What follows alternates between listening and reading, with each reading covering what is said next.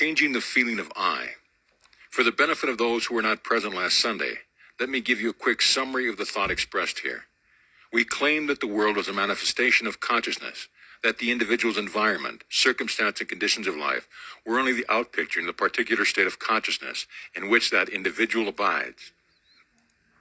Therefore, the individual sees whatever he is by virtue of the state of consciousness from which he views the world. Any attempt to change the outer world before he changes the inner structure of his mind is to labor in vain. Everything happens by order. Those who help or hinder us, whether they know it or not, are the servants of that law, which constantly shape outward circumstances in harmony with our inner nature. We asked you last Sunday to distinguish between the individual identity and the state you occupy. The individual identity is a son of God.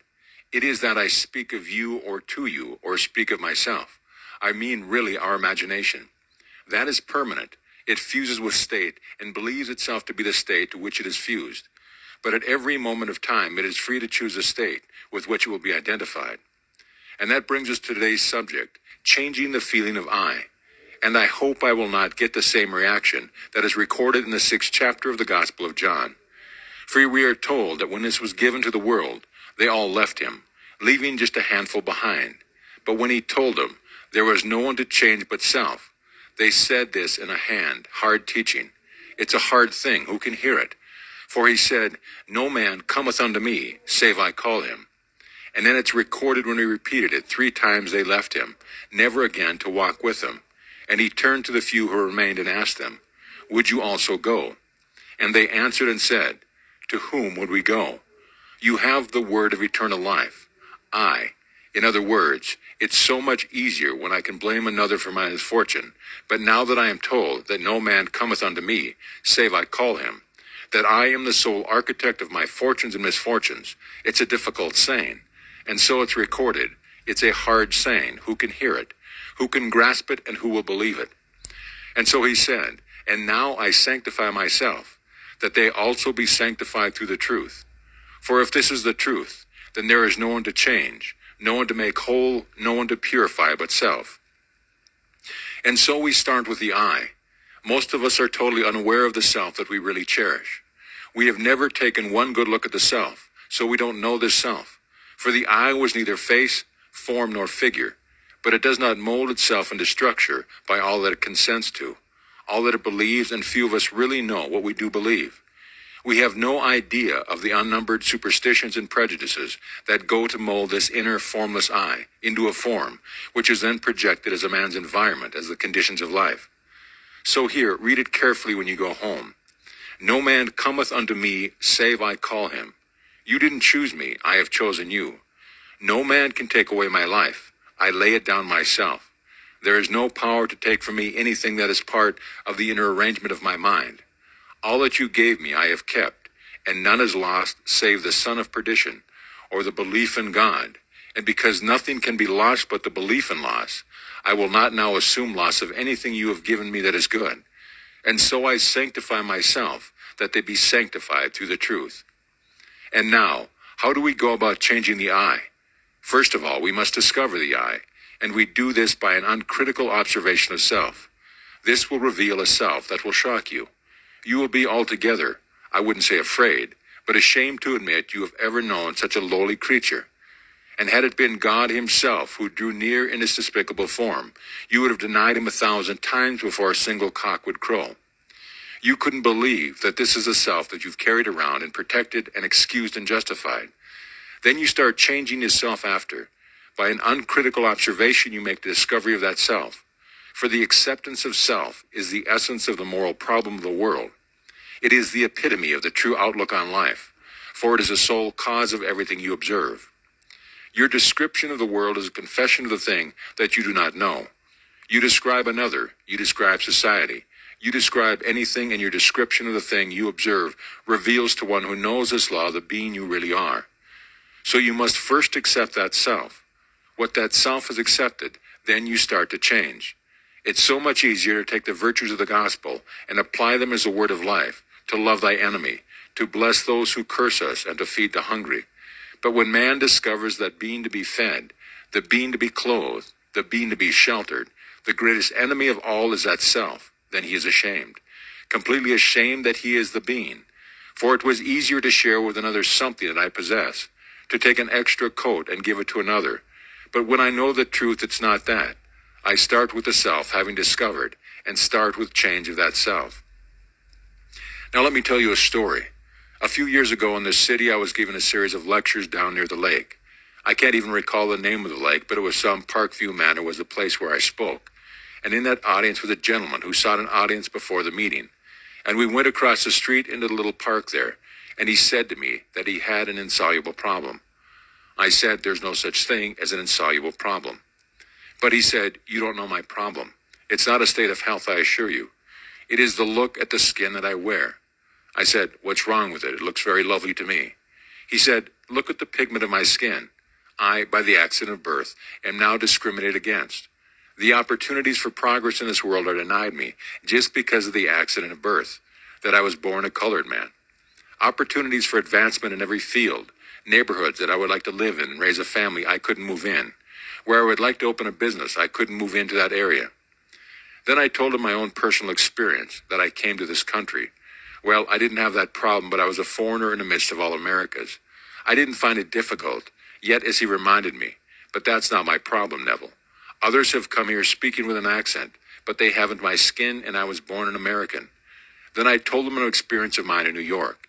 If I were called upon to name a man that I would consider my teacher, I would name Abdullah. I studied with that gentleman for 5 years. He had the same color skin, the same pigment as this gentleman. He would never allow anyone to refer to him as a colored man. He was very proud of being a Negro, yet didn't want any modifications of what God had made him. He turned to me and said, have you ever seen a picture of the Sphinx? I said, yes.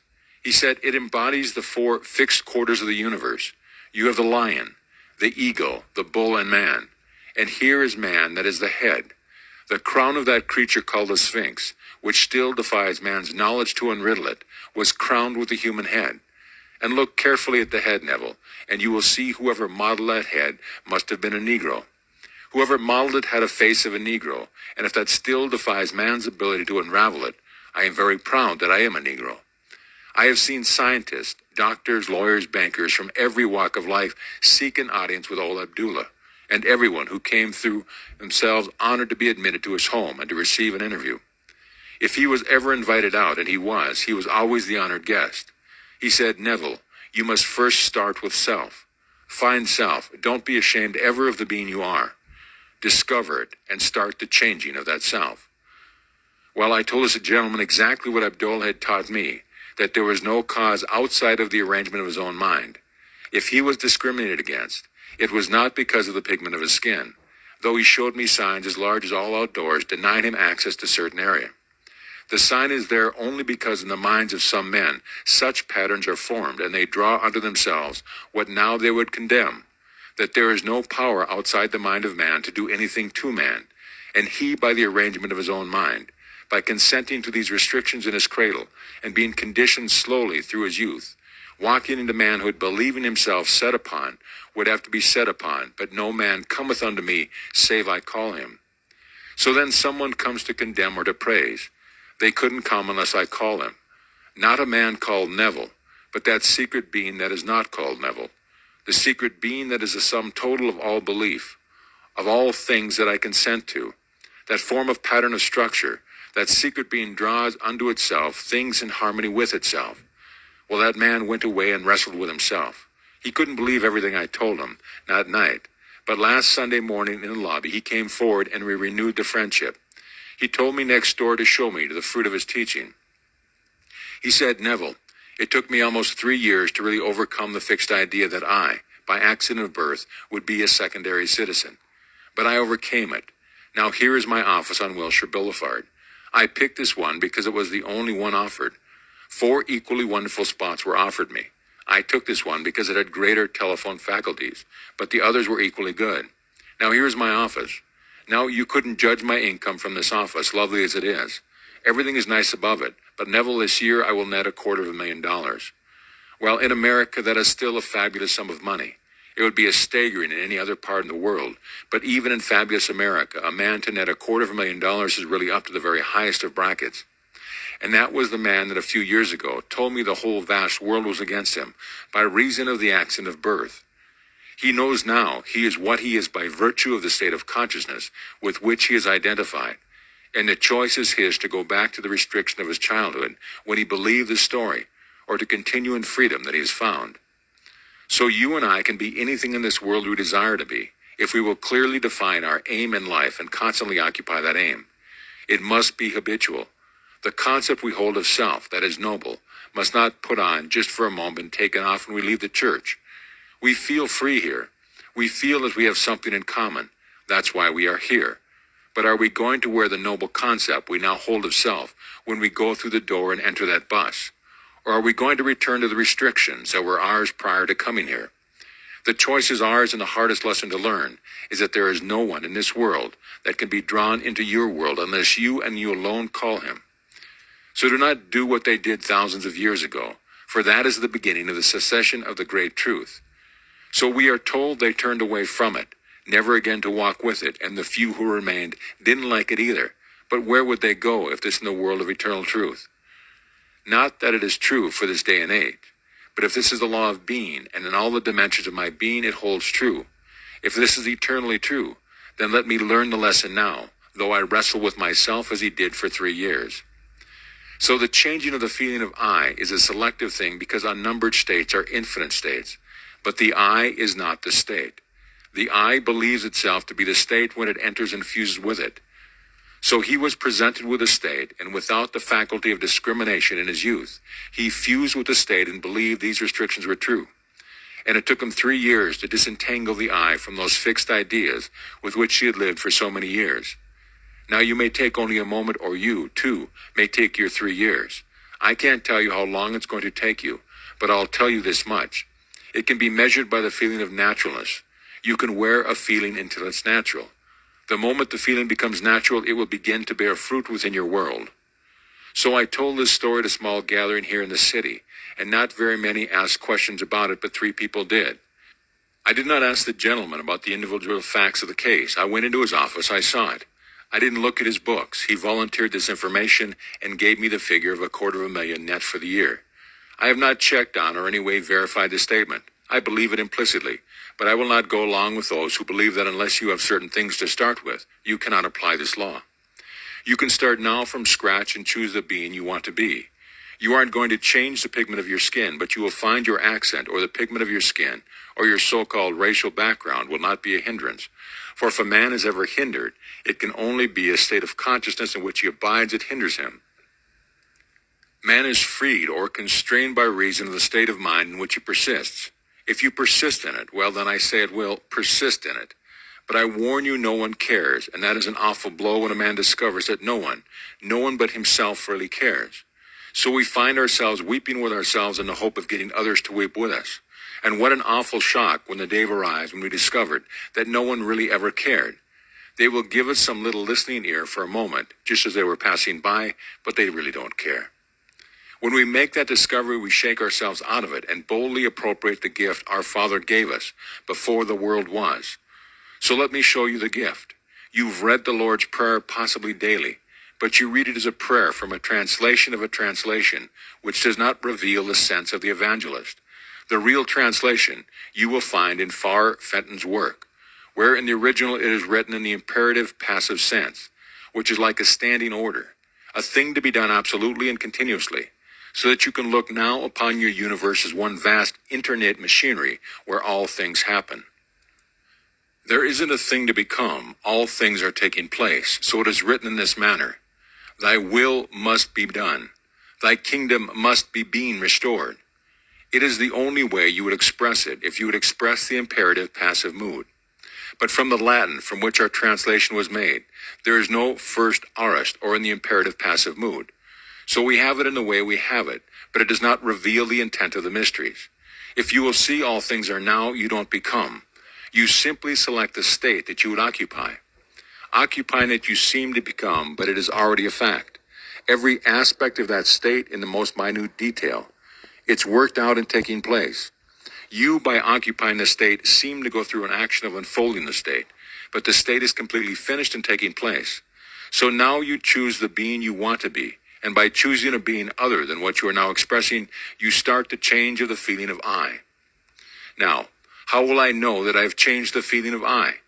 By beginning first with an uncritical observation of my reactions to life, and in noticing my reactions when I think I am identified with my choice. If I assume that I am the man that I want to be, let me observe my reactions. If they are as they were, I have not identified myself with my choice, for my reactions are automatic. And so if I am changed, I would automatically change my reactions to life. So the changing of the feeling of I results in a change of reaction, which change of reaction is a change of environment and behavior. But let me warn you now, a little alteration of mood is not a transformation. It's not a real change of consciousness. Because as I change my mood for the moment, it can quickly and rapidly be, I would say, replaced by another mood in a reverse direction. When I say that I was changed, as that gentleman changed his mood, his basic mood, his state of consciousness, it means that having assumed that I am what the moment denied, what my reason denied, that I remain in the state long enough to make the state stable, so that all of my energies are flowing from that state. I am no longer thinking of that state. I am thinking from that state. So that whatever a state grows so stable as to definitely expel all of its rivals, then that central habitual state of consciousness, from which I think defines my character and is really a true transformation or change of consciousness. Whenever I reach that state of stability, watch my world mold itself then in harmony with its inner change, and men will come into my world. People will come to aid, and they will think they are initiating the urge to help. They are playing only their part. They must do what they must do because I have done what I did. Having moved from one state into another, I have altered my relationship relative to the world round about it, and that change relationship can tell the change in my behavior relative to my world. So they have to act differently toward me. So in the changing the I, you start with desire, which we will unfold and elaborate on tomorrow night. For it starts with desire. Desire is a spring of action. For you must want to be other than what you are. We fail because we do not fall in love enough with an idea. We aren't, I would say, moved enough to want to be other than what we are. If I could get you to be completely in love with some state to the point where it haunted the mind, I could almost prophesize to you would be in a not distant future externalize that state within your world. And the reason we fail, we aren't hungry enough to change. For either we do not know the law or we haven't the urge or the hunger to really bring about the change. For the changing of the feeling of I results in the change of reaction, which change of reaction results in the change of the world. If you like your world and you are complacent about it, you haven't started on the road of the mysteries. For the very first beatitude appeals to one who is not complacent. Blessed are the poor in spirit.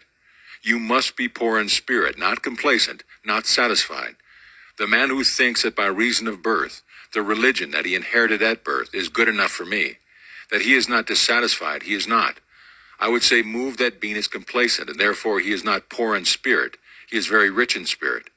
Theirs is not the kingdom of God. For if I could stir you, make you dissatisfied with self, then you will recognize that self and set about to change it. For the only field of activity for man is within himself and on himself. You do not work on the other. The day you change self, that day you change your world.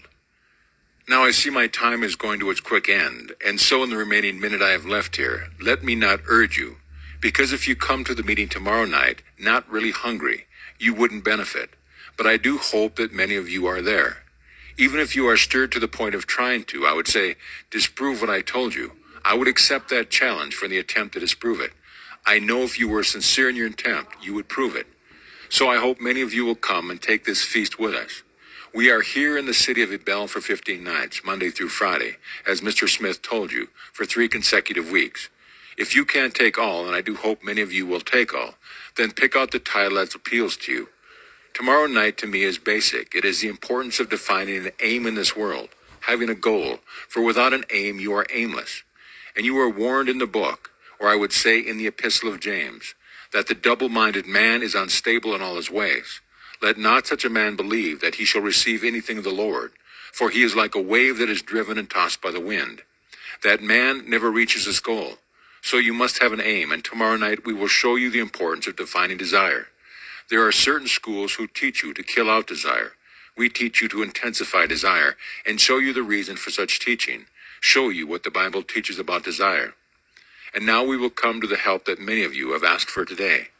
Those who are not here on Sunday, let me remind you in a very simple technique. As I told you on Sunday, any time that you exercise your imagination and do it lovingly on behalf of another, you are meditating God to man.